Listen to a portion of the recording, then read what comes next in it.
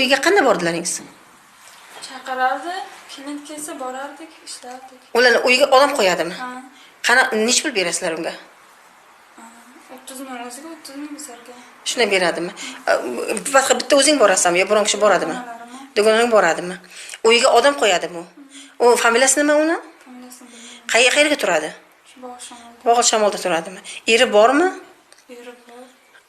Eri ham shu ishni qiladimi? Eri bilmaydi. Bilmaydi? Bolalari ham bormi uni? Bitta qizi bor. Qachondan beri shu uyiga borasan? Ancha bo'ldi. Ancha bo'ldi?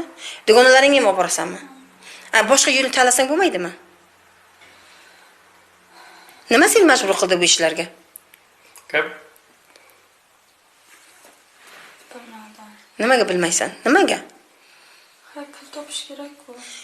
Abizlarni shuni olib sotish kerakmi? Nima hu?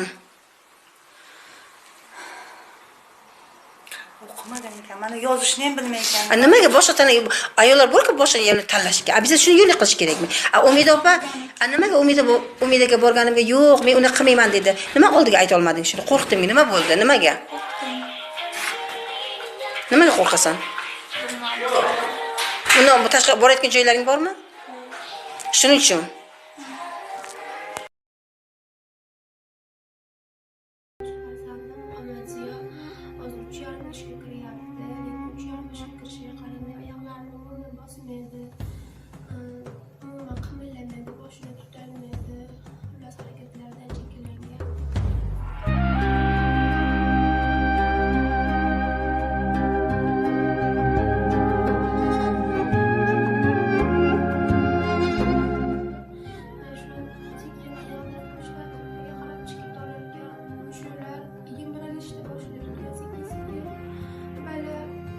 Şuraları yımrılıp oxir o'pkasiga, yuragiga o'tadigan, o'pka bilan yuragan mushulardan iborat bo'lgani uchun o'pkasi qisqarib ketib, oxiri nafas ololmaydigan bo'lib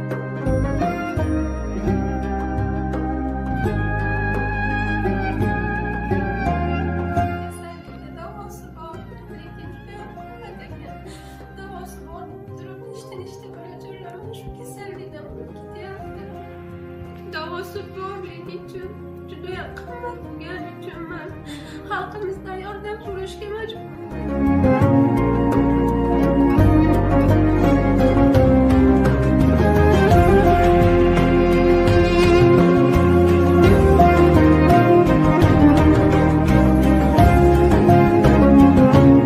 insonni hayotini oldida topiladigan narsa biz hamma yog'imizni sotsak ham uncha pul chiqmaydi.